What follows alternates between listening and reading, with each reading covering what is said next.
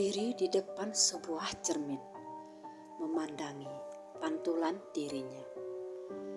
Usianya baru 25 tahun, namun matanya memancarkan kelelahan yang jauh melampaui usianya. Ia adalah istri dari Rashid, seorang pengusaha perkebunan karet yang cukup sukses di sebuah desa kecil di pinggiran Palembang, Sumatera Selatan di tahun 1992. Rumah mereka adalah sebuah rumah panggung kayu yang besar dan megah, peninggalan kakek Rashid yang usianya sudah lebih dari setengah abad. Sayangnya, kemegahan rumah itu tidak sejalan dengan kehangatan yang ia rasakan. Sejak menikah 3 tahun lalu, Norma merasa dirinya hanyalah perabotan mahal di rumah itu. Tugasnya hanya mengurus rumah, menyiapkan hidangan, dan memastikan segalanya tampak sempurna di mata Rashid. Penghargaan, pujian, atau sekedar ucapan terima kasih adalah barang langka yang tak pernah mampir. Rashid sibuk dengan urusan bisnisnya, pulang larut malam dan hanya berbicara seperlunya. Biasanya hanya berupa perintah atau kritikan kecil. Norma, kopiku sudah dingin, buatkan yang baru. Aku akan ada tamu penting dari Jakarta, ujar Rashid di suatu pagi. Suaranya datar, tanpa intonasi. Ia bahkan tidak menoleh saat berbicara. Ia hanya fokus pada koran yang ia baca di ruang tamu. Norma, yang baru saja selesai membersihkan lantai kayu, hanya mengangguk pelan. Baik bang. Ia beranjak ke dapur. Hatinya terasa sesak. Ia ingin sekali Rashid bertanya tentang hari-harinya, atau sekedar memuji masakan yang ia buat.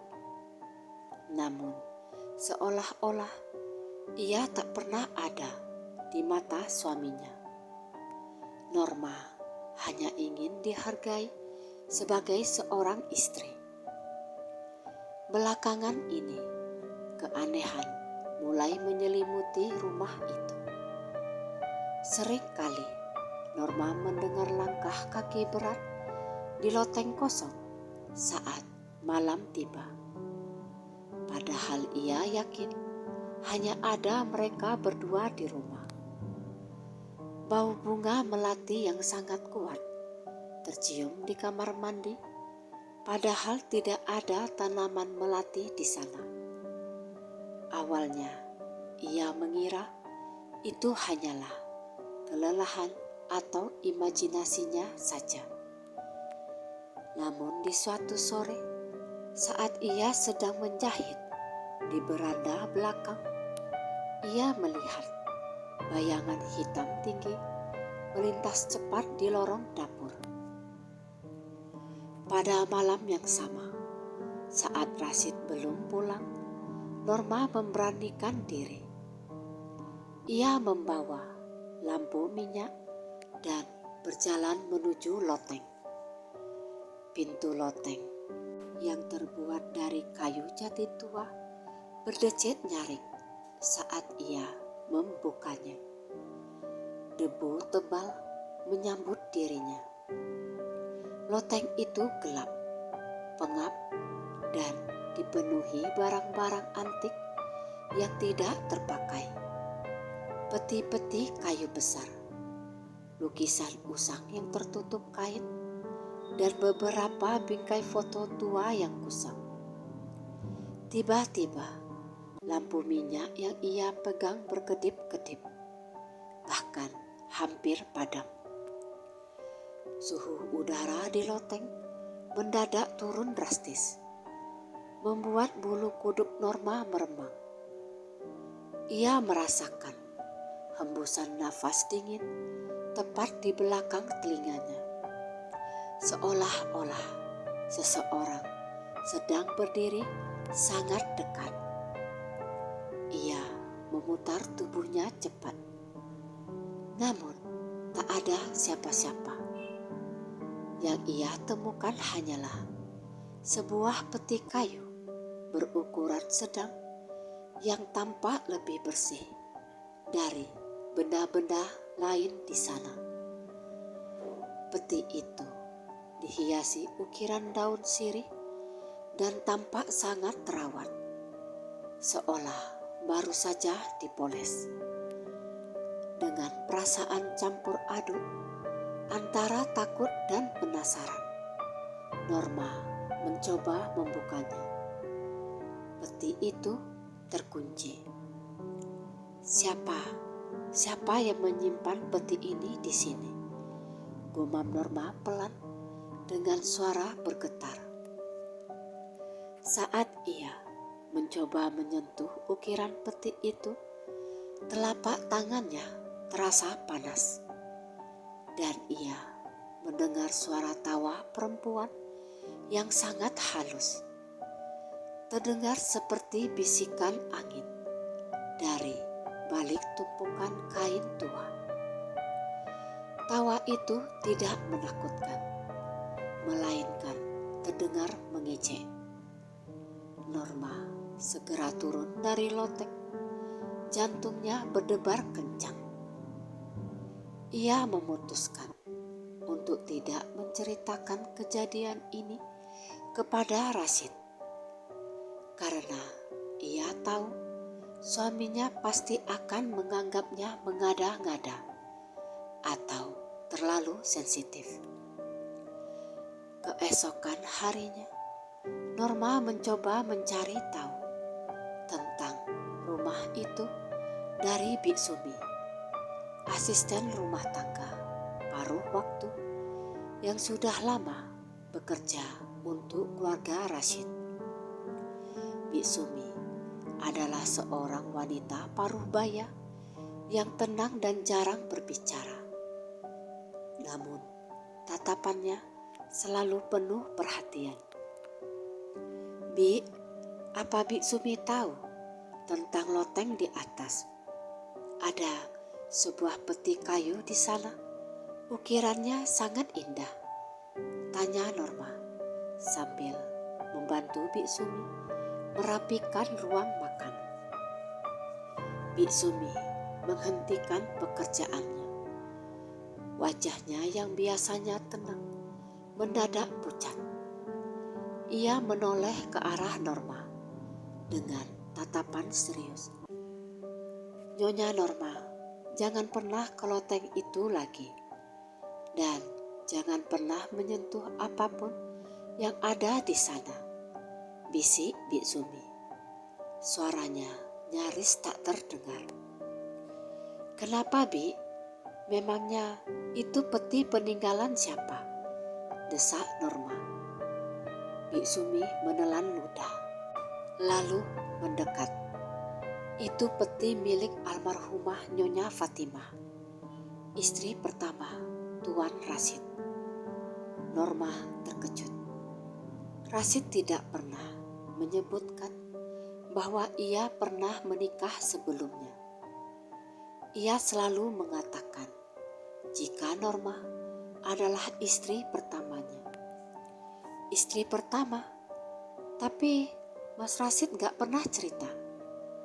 Tuan Rashid tidak suka membicarakan masa lalunya. Nyonya Fatimah meninggal saat rumah ini masih baru dibangun, sekitar 10 tahun yang lalu. Kata orang, ia meninggal karena sakit keras. Tapi ada juga yang bilang, ia meninggal karena sangat sedih. Jelas Bik Sumi menekankan kata terakhir. Ia adalah wanita yang sangat berbakti, selalu ingin dihargai suaminya, sama seperti Nyonya. Tapi Tuan Rashid saat itu juga sibuknya luar biasa. Norma merasakan hawa dingin menjalari punggungnya. Cerita ini terasa sangat familiar, seolah ia sedang mendengarkan kisah hidupnya sendiri di masa lalu. Bagaimana Nyonya Fatimah meninggal? Bik Sumi menggeleng. Saya tidak tahu pasti Nyonya, tapi sejak saat itu rumah ini tak pernah tenang. Kadang saya dengar suara orang menangis di malam hari, suara almarhumah Nyonya Fatimah. Perasaan Norma semakin tak enak. Sekarang ia mengerti tawa yang mengejek itu. Itu bukan tawa hantu yang ingin menakuti, melainkan tawa perempuan lain yang mengerti perasaannya. Norma menyadari bahwa ia dan mendiang Fatimah memiliki nasib yang sama. Sama-sama istri yang mendambakan penghargaan dan perhatian dari suami yang terlalu disibukkan oleh urusan duniawi.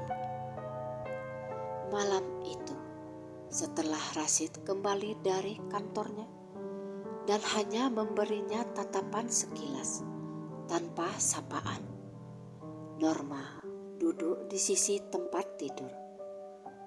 Ia memandangi wajah Rashid yang pulas tertidur.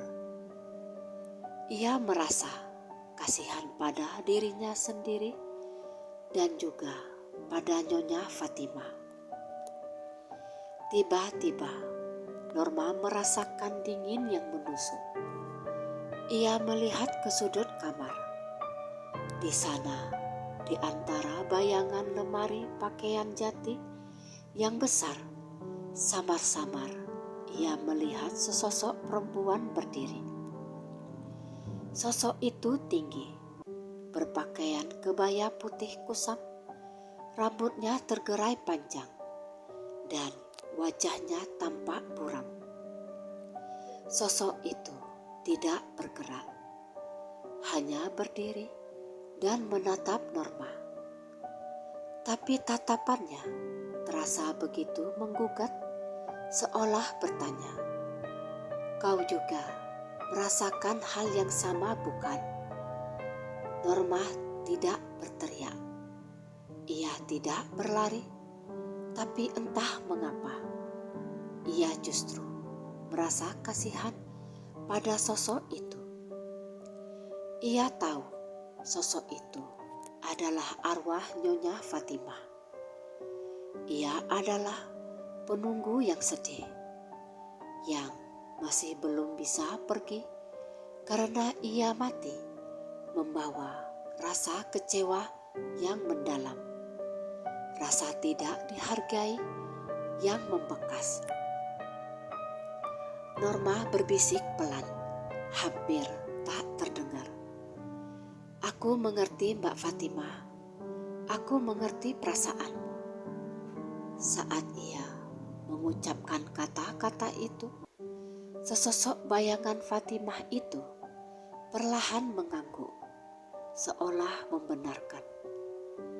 Lalu bayangan itu memudar dan menghilang di telan kegelapan.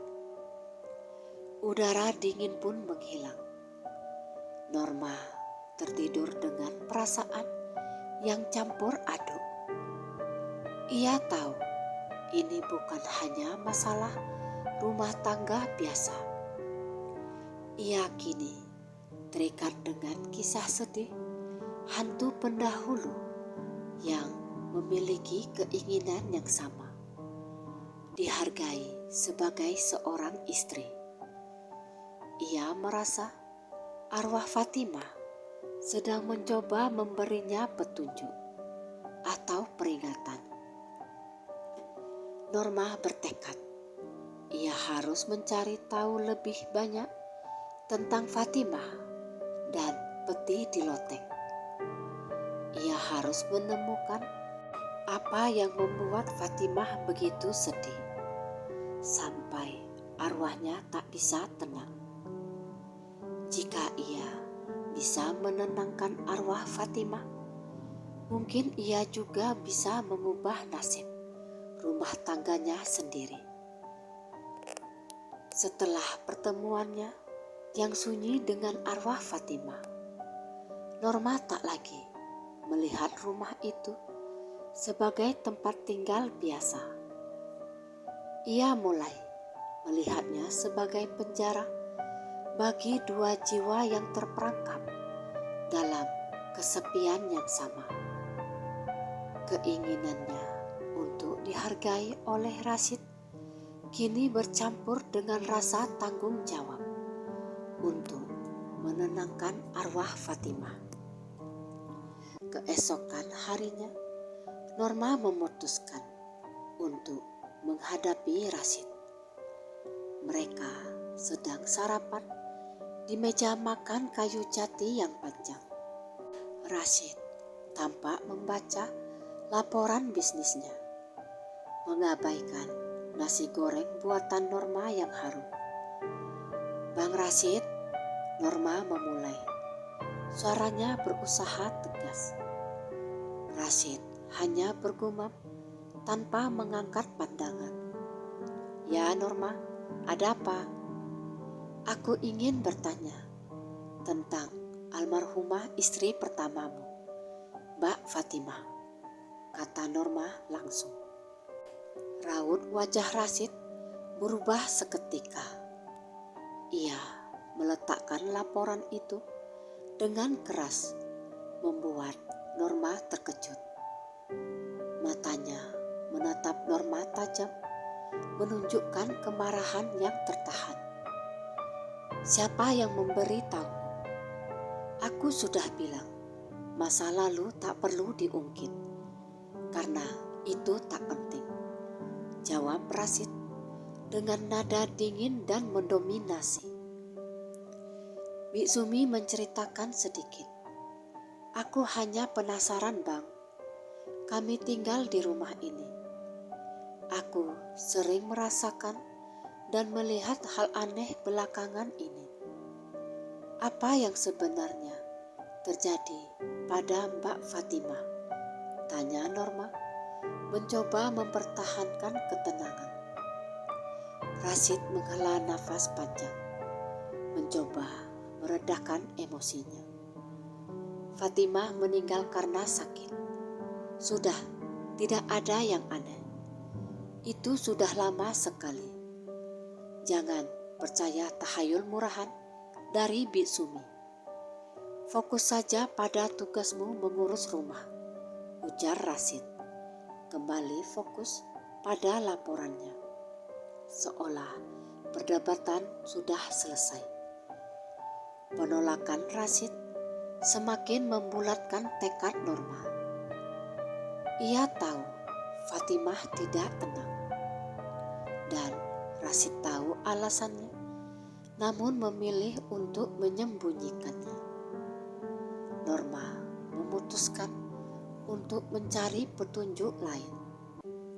Sore harinya, saat Rashid pergi ke kantornya di perkebunan, Norma kembali memanggil Bik Sumi. "Bik, Tuan Rashid sangat marah saat aku bertanya tentang Mbak Fatimah. Ada yang disembunyikan. Bik, Bibi harus cerita padaku demi ketenangan rumah ini," pinta Norma bersungguh-sungguh. Bik Sumi tampak ragu. Matanya melirik ke segala arah, seolah takut ada yang menguping. Nyonya Fatimah itu orang baik dan penurut. Ia hanya ingin suaminya bangga padanya. Ia rajin belajar memasak, menjahit, mengurus rumah. Semua ia lakukan dengan baik. Tapi Tuan Rashid hanya fokus pada usahanya. Setiap Nyonya Fatimah ingin bicara, Tuan Rashid selalu bilang sibuk atau bilang itu tak penting. Nyonya Fatimah merasa tak pernah ada, cerita Bik Sumi. Suaranya merendah. Lalu apa hubungannya dengan peti di loteng itu, Bik? Bik Sumi mendekat dan berbisik. Di peti itu, Nyonya Fatimah menyimpan semua karya tangannya dan surat-surat yang tak pernah sempat ia berikan kepada Tuan Rashid. Ada ukiran kayu kecil yang ia buat. Ada sapu tangan yang ia rajut khusus. Semua itu adalah usahanya untuk mendapatkan perhatian dan penghargaan. Tapi Nyonya Fatimah meninggal sebelum ia sempat menunjukkan semua itu kepada Tuan Rashid. Mendengar cerita itu, Norma merasakan sakit di dadanya. Itu adalah cerminan dirinya. Ia sering membuatkan kue kesukaan Rashid, berharap ada pujian. Tapi Rashid hanya makan tanpa berkomentar. Ia membersihkan rumah hingga mengkilap, berharap Rashid menyadari usahanya. Tapi Rashid hanya berjalan melewatinya. Peti itu terkunci, Bi. Apa kuncinya masih ada? Tanya Norma. Bik Sumi menggeleng. Saya tak tahu, Nyonya. Tapi setelah Nyonya Fatimah meninggal, Tuan Rashid sendiri yang membawa peti itu ke loteng dan menguncinya. Ia tak pernah mau melihatnya lagi. Katanya itu hanya mengingatkan pada kesedihan. Norma mendapati dirinya berada dalam misi untuk membuka peti tersebut. Ia yakin kunci ketenangan arwah Fatimah ada di dalamnya. Ia harus mencari kunci itu. Selama beberapa hari, Norma mencari di setiap sudut rumah. Ia memeriksa laci-laci tua, kotak-kotak perhiasan yang tak terpakai, bahkan saku-saku jas lama Rashid di lemari. Tapi ia tidak menemukan apa-apa. Sampai di suatu malam, saat ia sedang membersihkan ruang kerja Rashid yang jarang ia masuki, ia merasakan udara dingin yang familiar di belakangnya. Ia menoleh dan melihat arwah Fatimah kembali muncul di ambang pintu. Tampak lebih jelas dan lebih sedih dari sebelumnya. Fatimah tak bicara, tapi tangannya terangkat menunjuk ke arah meja kerja Rashid. Norma mengikutinya. Fatimah menunjuk ke sebuah buku besar bersampul kulit hitam yang teronggok di sudut meja, seolah tidak pernah disentuh. Norma mengambil buku itu. Itu adalah jurnal keuangan lama Rashid. Saat ia membukanya, sebuah kunci kuningan kecil yang berkarat jatuh dari halaman tengah. Kunci itu berukir bunga melati, bunga yang sering tercium aromanya di rumah itu.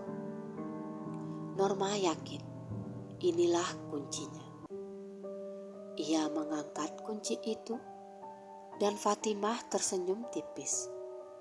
Senyum pertama yang dilihat Norma dari arwah itu sebelum akhirnya menghilang. Malam itu, setelah memastikan Rashid tertidur pulas, Norma menyalakan lampu minyak.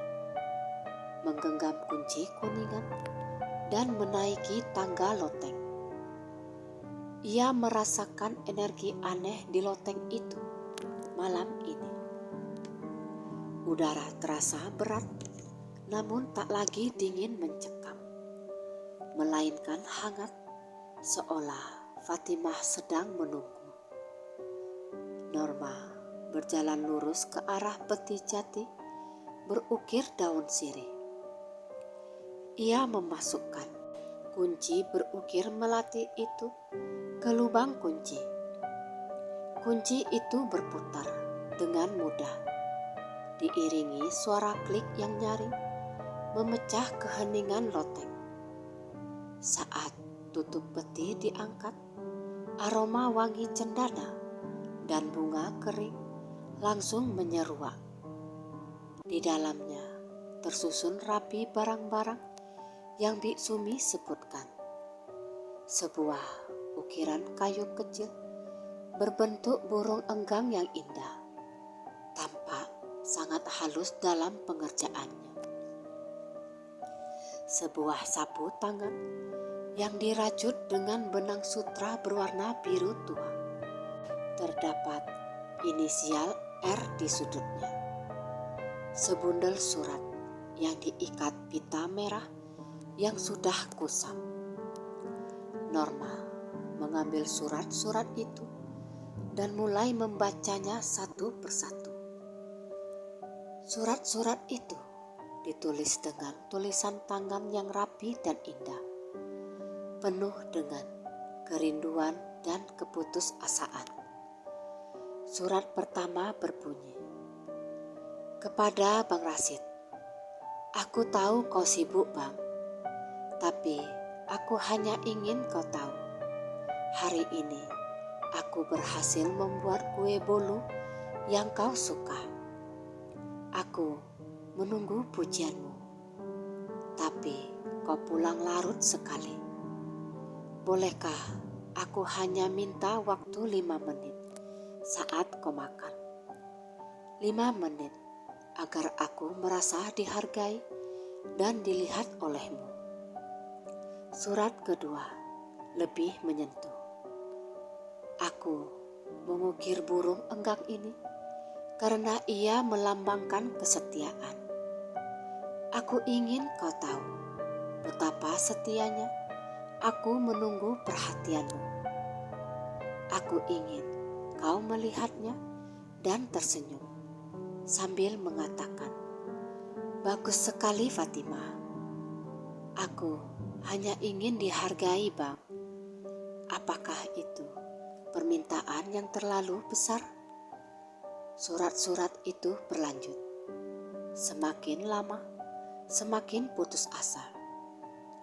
Surat terakhir ditulis dengan tinta yang tampak sedikit luntur, seolah penulisnya menangis saat menuliskannya. Isi surat terakhir, "Sudah 3 tahun, aku berusaha keras menjadi istri yang sempurna.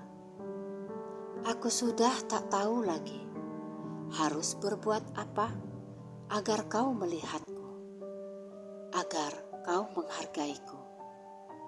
Aku merasa aku hanya bayangan di rumah ini.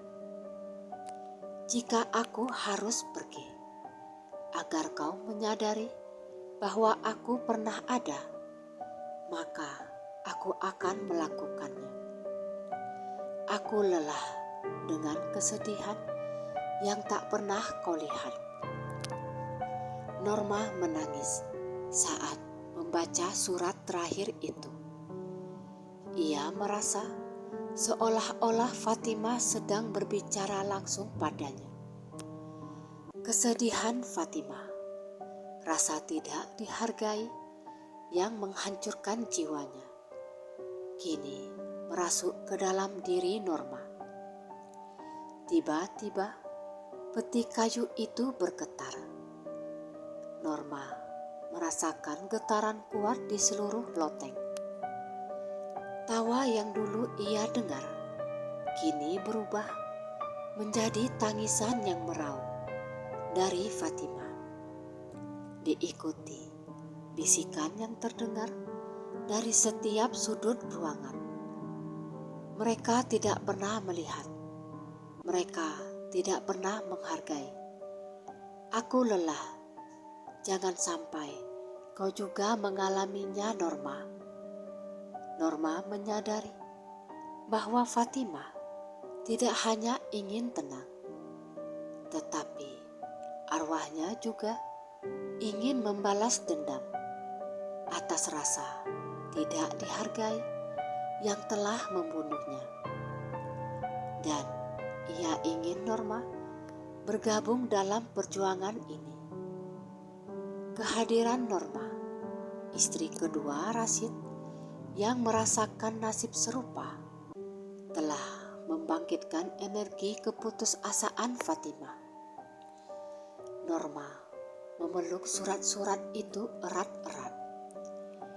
Ia harus melakukan sesuatu. Ia tidak akan membiarkan dirinya berakhir seperti Fatimah. Ia harus menggunakan barang-barang ini untuk menghadapi Rashid dan memutus rantai kesedihan ini. Tapi ia harus melakukannya dengan cara yang benar, bukan dengan membiarkan Fatimah menguasai dirinya. Ia menatap peti yang terbuka itu. Di dasar peti, ia melihat sebuah kain batik tua. Saat ia menariknya, ia menemukan sesuatu yang lebih mengejutkan. Sebilah keris kecil yang tampak sangat kuno, dengan gagang dari tanduk rusa yang diukir rumit, dan bilahnya berwarna kehitaman. Norma merasakan energi yang sangat kuat, dingin dan jahat memancar dari keris itu. Norma tahu bahwa benda ini adalah kunci untuk membongkar misteri Fatimah. Keris ini bukan hanya peninggalan, tapi mungkin adalah alat yang menyimpan kekuatan kesedihan yang menahan Fatimah. Norma menuruni loteng, membawa bundelan surat-surat Fatimah dan keris kecil yang terbungkus kain batik tua di tangannya. Ia meletakkan keris itu di dalam laci tersembunyi di kamarnya. Energi gelap keris itu terasa menekan, membuatnya sulit bernafas. Ia yakin keris itu bukan sekedar benda pusaka biasa, melainkan media yang menahan kesedihan Fatimah agar tidak bubar, membuatnya tetap ada dan kuat di rumah itu. Norma tahu ia tak bisa menyimpan keris itu lama-lama. Ia harus segera menenangkan arwah Fatimah dan menyelamatkan dirinya sendiri dari nasib yang sama. Malam itu, ia memutuskan untuk menghadapi Rashid. Tidak hanya dengan kata-kata, tapi dengan bukti. Saat Rashid pulang, ia tampak sangat lelah. Ia duduk di ruang tamu dan meminta segelas teh hangat. Norma menyajikan teh tersebut, lalu duduk di seberangnya, di sofa yang jarang ia duduki. "Bang Rashid, kita harus bicara serius," kata Norma, meletakkan bundelan surat Fatimah di meja. Rashid melihat bundelan itu, kemudian menatap Norma dengan ekspresi marah yang bercampur ketakutan. "Apa ini? Dari mana kau dapatkan?" "Aku membukanya dari peti di loteng. Aku menemukan kuncinya," jawab Norma tenang, namun dengan mata yang tegas. Aku tahu segalanya, Bang. Fatimah tidak meninggal hanya karena sakit. Dia meninggal karena kesedihan dan rasa tidak dihargai yang Abang berikan padanya. Wajah Rasid memucat. Ia terlihat gemetar. Ketegasan Norma yang tidak biasa membuatnya terdiam. Mbak Fatimah hanya ingin Abang melihat usahanya. Lihat ini, Bang. Ukiran burung enggang ini dia buat sebagai simbol kesetiaan. Dia menunggu Abang melihatnya. Abang menghargai, tapi Abang tak pernah peduli, kata Norma menyodorkan ukiran kayu itu. Rasid mengambil ukiran itu dengan tangan gemetar. Saat jari-jarinya menyentuh kayu, Rasid tiba-tiba memejamkan mata dan berteriak kecil seperti kesakitan. Hentikan, Norma, jangan tunjukkan itu lagi. Rasid tampak seperti sedang menahan rasa sakit fisik yang hebat. Norma menyadari kehadiran benda-benda Fatimah memicu rasa bersalah yang terpendam di dalam diri Rasid. Dan mungkin Fatimah juga sedang menggunakan energi dari barang-barang itu untuk mempengaruhi Rasid. Kenapa, Bang? Abang merasa sakit? Ini adalah rasa sakit yang Mbak Fatimah rasakan setiap hari. Abang harus mengakui, Abang tidak pernah menghargai Mbak Fatimah. Dan sekarang, Abang melakukan hal yang sama padaku, tuding Norma dengan suara naik 1 oktav. Tidak, aku tidak bermaksud begitu. Aku hanya terlalu sibuk, Norma. Bisnis ini sangat penting. Rasid mencoba membela diri, namun suaranya terdengar lemah. Bisnis yang lebih penting daripada istrimu? Aku tahu, Bang. Aku juga merasa tidak dilihat. Aku juga merasa tak dihargai. Dan Mbak Fatimah tak akan tenang sampai Abang mengakui semua itu. Tiba-tiba lampu minyak di ruangan itu berkedip-kedip cepat dan sebuah bayangan hitam besar melintas di dinding. Rasid menjerit. Ia melihat bayangan itu yang kemungkinan besar adalah manifestasi Fatimah yang sedang marah. Rasid jatuh berlutut, memegangi kepalanya. Ampuni aku, Fatimah. Aku minta maaf. Aku salah padamu.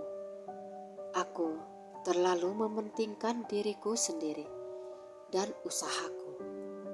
Aku telah mengabaikanmu. Aku tidak pernah menghargaimu sebagai istri, teriak Rasid.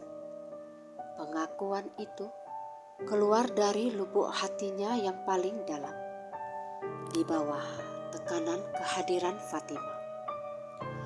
Tangisan Rasid pecah. Itu adalah pengakuan yang sudah lama ditunggu Fatimah. Pengakuan yang juga didambakan Norma. Saat Rasid mengakui kesalahannya, keheningan menyelimuti ruangan. Lampu minyak kembali stabil. Norma tahu ini belumlah selesai. Ada satu hal lagi yang harus diungkapkan oleh Rasid, yaitu tentang keris kecil itu. Bang, katakan padaku tentang keris kecil yang ada di peti itu. Keris yang terbuat dari tanduk rusa, tanya Norma. Mendengar kata keris, Mata Rasid kembali dipenuhi ketakutan. Keris itu milik kakek, keris penahan rasa. Itu hanya mitos kuno keluarga, bisik Rasid. Mitos apa? Desak Norma. Rasid menarik nafas dalam-dalam. Kakek dulu bilang, jika seseorang meninggal karena sakit hati yang sangat mendalam dan tidak terobati, keris ini bisa menyerap dan menahan energi kesedihan yang ditinggalkan arwahnya di rumah. Jika keris itu ada di peti, maka arwah itu akan terikat di rumah dan energinya tak akan hilang. Keris itu dipakai untuk menjaga agar kesedihan Fatimah tidak membuat rumah ini hancur.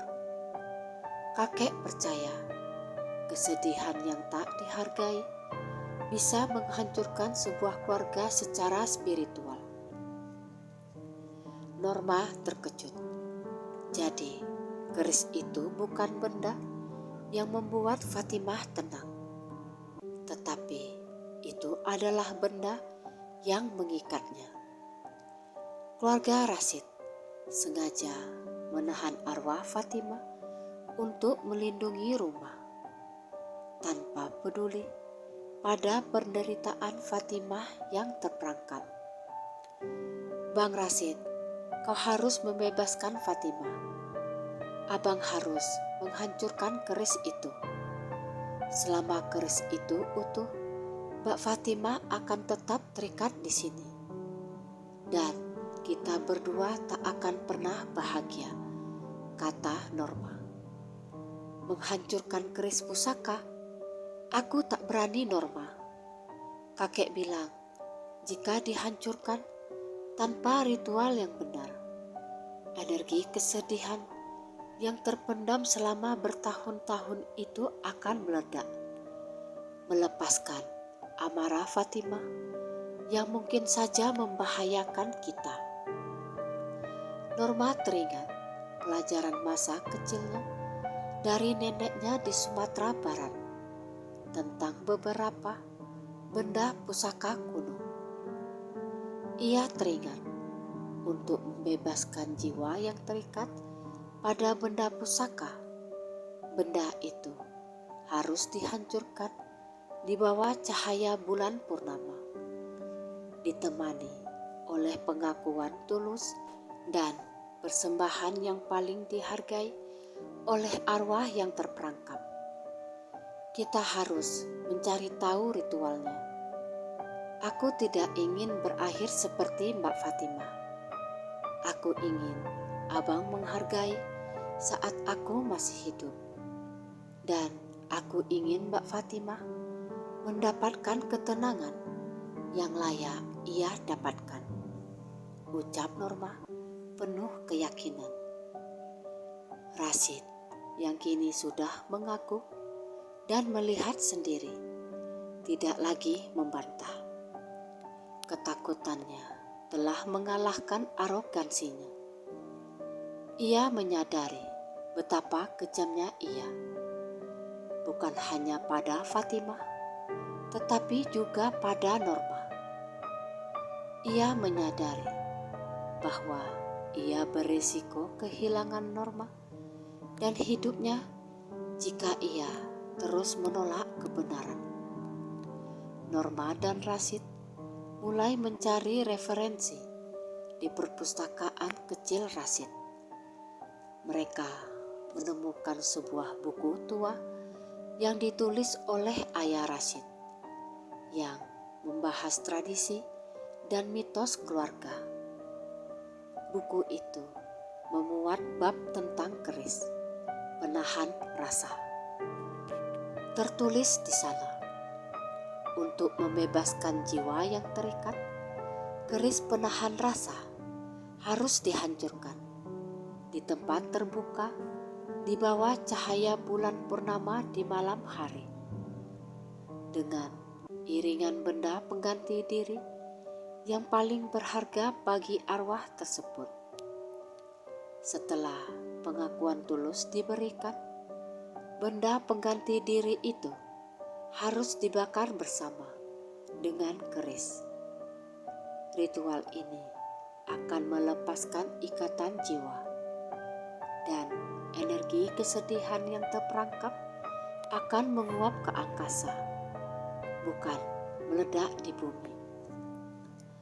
Norma tahu benda pengganti diri Fatimah adalah ukiran burung enggang dan sapu tangan yang Fatimah buat dengan penuh rasa cinta, serta surat-surat yang berisi harapan tulusnya untuk dihargai.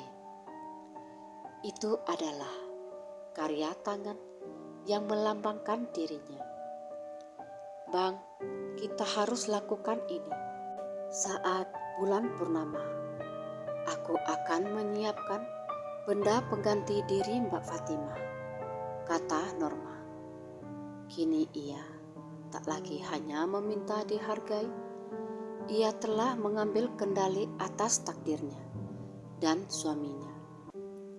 Rashid menatap Norma dengan tatapan yang berbeda.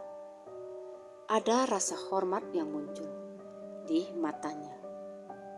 Ia tak hanya melihat istri yang melayaninya, tetapi seorang wanita yang berani menghadapi ketakutan terbesarnya dan menyelamatkan rumah tangga mereka dari kehancuran spiritual. Baik Norma, aku akan melakukan apapun yang kau katakan. Aku akan berdiri di sisimu, ujar Rashid. Suaranya tulus dan penuh penyesalan. Saat itu, hembusan angin hangat melintas di kamar mereka. Seolah-olah Fatimah sedang mendengarkan dan memberikan restu. Norma yakin ia berada di jalur yang benar. 3 hari kemudian, bulan purnama bersinar terang di langit Sumatera, menerangi pekarangan belakang rumah panggung kayu tua Rashid dan Norma. Ini adalah malam yang ditunggu-tunggu, malam pembebasan arwah Fatimah. Rashid dan Norma berdiri di tengah halaman. Rashid telah menggali lubang kecil untuk menampung api. Di tangannya, ia memegang keris penahan rasa yang terbungkus kain batik. Di sampingnya, Norma membawa nampan berisi benda pengganti diri Fatimah. Ukiran burung enggang, sapu tangan rajutan, dan bundelan surat terakhir Fatimah. Suasana terasa sangat hening. Bahkan suara serangga malam pun seolah meredup. Norma merasakan kehadiran Fatimah yang kuat di sekitar mereka. Tak lagi marah, tetapi terasa penuh hormat. Norma, apakah kau yakin kita harus melakukan ini? Keris ini pusaka ratusan tahun, bisik Rashid. Masih ada nada keraguan dan ketakutan dalam suaranya. Norma menggenggam tangan Rashid. Genggaman itu memberinya kekuatan. Bang Rashid, pusaka tak akan berharga jika ia mengikat penderitaan. Kita harus membebaskan Mbak Fatimah. Dan yang lebih penting, kita harus membebaskan diri kita dari kesalahan masa lalu. Kita harus melakukannya. Rashid mengangguk pasrah. Ia kini melihat Norma bukan hanya sebagai istri, tetapi sebagai penuntun spiritual dan penyelamat rumah tangga mereka. Rasa hormat dan penghargaan itu mulai tumbuh, tulus, dan bukan karena tekanan supranatural. Norma memulai ritual. Ia menyalakan api kecil di lubang galian. Nyala api itu memantul di wajah mereka, menerangi ketegangan di wajah Rasid. Bang Rasid, sekaranglah waktunya. Ucapkan pengakuanmu dengan tulus di bawah cahaya bulan ini, pinta Norma. Rasid menutup mata. Ia berbicara dengan suara yang lantang dan penuh penyesalan. Suaranya ditujukan kepada alam dan arwah Fatimah. Fatimah, aku suamimu Rasid. Malam ini, di bawah cahaya bulan purnama, aku mengakui kesalahanku yang sangat besar. Aku mengabaikanmu. Aku tak pernah melihat usahamu, dan aku tak pernah menghargaimu sebagai istri dan pendamping hidupku. Maafkan aku Fatimah. Aku membiarkan kesibukan di dunia merenggutmu dalam kesedihan. Aku janji, aku tak akan mengulangi kesalahan yang sama pada Norma. Saat Rasid menyelesaikan pengakuannya, angin bertiup kencang, mematikan api sesaat, lalu menyala lagi lebih besar. Norma merasa hawa dingin yang menusuk berlalu, digantikan oleh kehangatan yang mendamaikan. Kini giliran Norma. Ia mengambil barang-barang milik Fatimah satu persatu. Mbak Fatimah, kata Norma lembut. Aku Norma, istri Bang Rasid sekarang. Aku mengerti penderitaanmu. Aku merasakan kesedihan yang sama. Tetapi malam ini kami ingin kau tahu bahwa perjuanganmu tidak sia-sia. Bang Rasid telah mengakui kesalahannya, dan dia kini mengerti arti sebuah penghargaan. Kami membebaskanmu. Terimalah barang-barang ini sebagai dirimu, yang kami hargai sepenuhnya. Norma memasukkan ukiran burung enggang, sapu tangan, dan surat-surat Fatimah ke dalam api.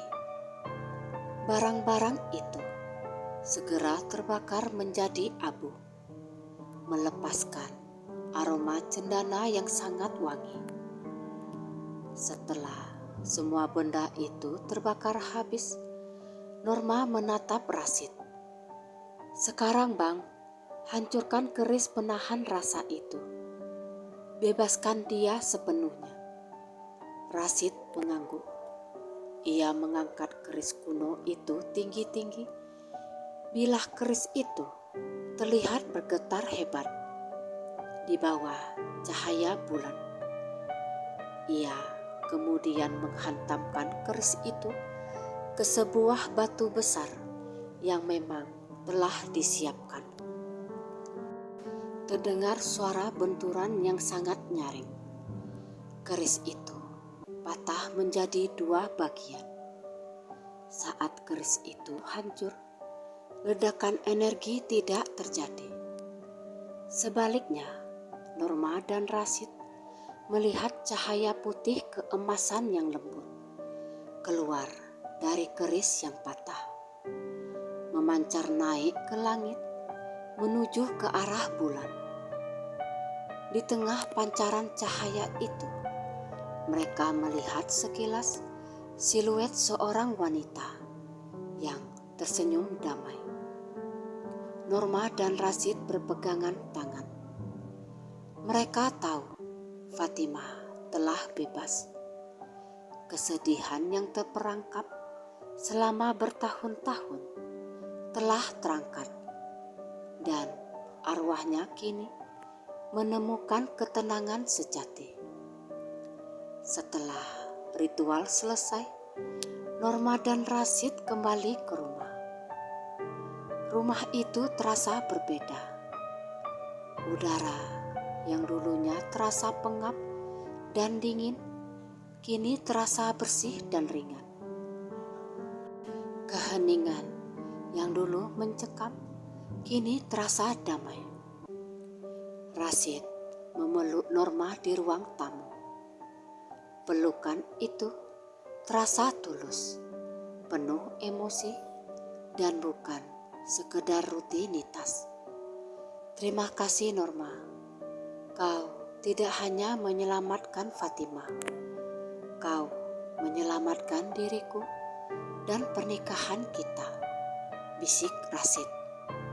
Lalu ia mencium kening Norma. Aku hanya ingin dihargai, Bang.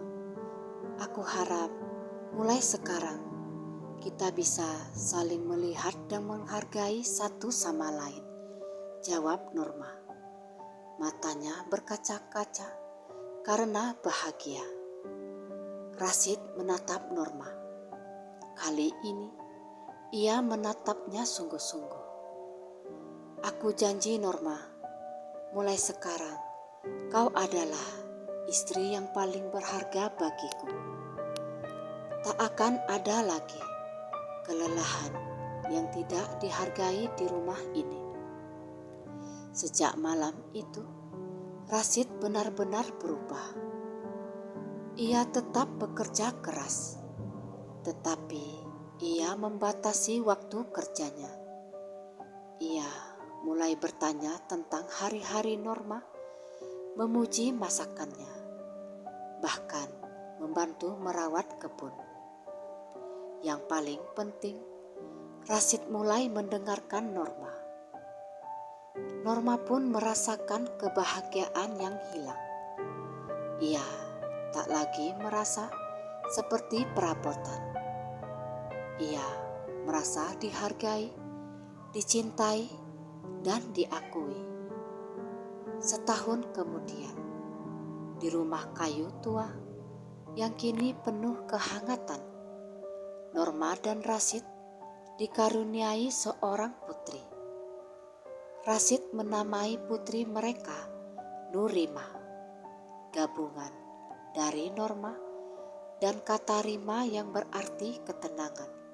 Kehadiran Nurima melengkapi kebahagiaan mereka dan menjadi simbol bahwa cinta dan penghargaan sejati telah mengusir kesedihan dan misteri supranatural di rumah itu, membawa kedamaian yang abadi bagi Norma dan Rashid.